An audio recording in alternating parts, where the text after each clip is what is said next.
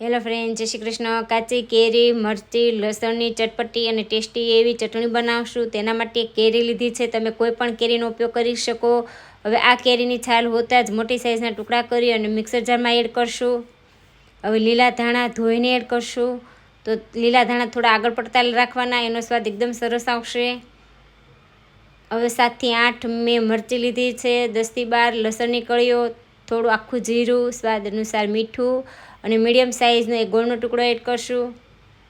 જો તમારા ધાણા ધોયેલા ના હોય તો અત્યારે થોડું પાણી એડ કરી અને મિક્સર જારમાં આ રીતનું અધકચરું પીસી લેવાનું. પણ મેં ધાણા ધોઈને એડ કર્યા હતા એટલે પાણી એડ કર્યું નથી. તો આ રીતની આખા ભાંગા જેવી કેરીની ચટપટી ને બહુ ટેસ્ટી એવી હેલ્ધી કેરીની ચટણી બનીને તૈયાર છે. તમે પણ બનાવજો. આ વિડીયો ગમ્યો તો શેર, લાઈક, એન્જોય.